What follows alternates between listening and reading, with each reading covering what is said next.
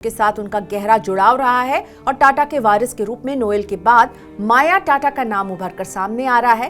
तो कौन है ये माया, ये बताते हैं। टाटा समूह के मैनेजमेंट में बड़ी भूमिका निभा रही हैं। माया नोएल टाटा और अलू मिस्त्री की बेटी हैं। टाटा के वारिस के रूप में तीसरा नाम है नेविल टाटा का। नेविल नोएल टाटा और अलू मिस्त्री के दूसरे बेटे हैं। अलू मिस्त्री टाटा समूह के पूर्व चेयरमैन दिवंगत साइरस मिस्त्री की बहन है। नेविल अभी टाटा समूह की रिटेल शाखा में एक्टिव हैं, जो फिलहाल स्टार बाजार की कमान संभाल रहे हैं। नेविल की शादी किर्लोस्कर समूह से जुड़ी मानसी के साथ हुई है।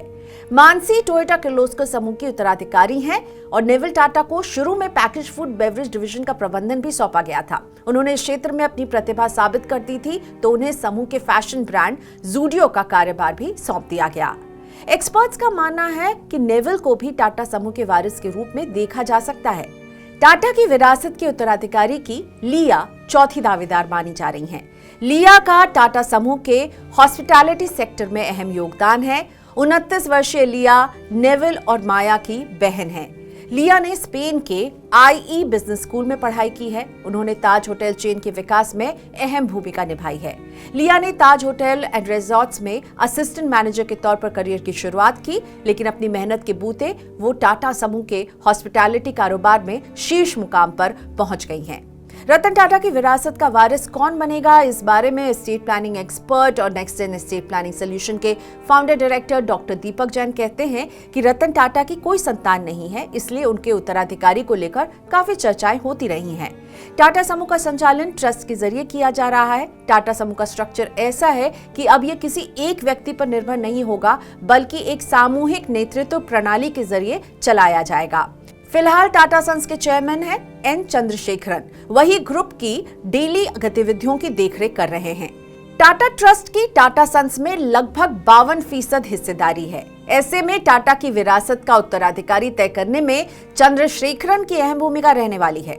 डॉक्टर जैन बताते हैं कि रतन टाटा ने अपने जीते जी टाटा ट्रस्ट का उत्तराधिकारी नियुक्त नहीं किया था।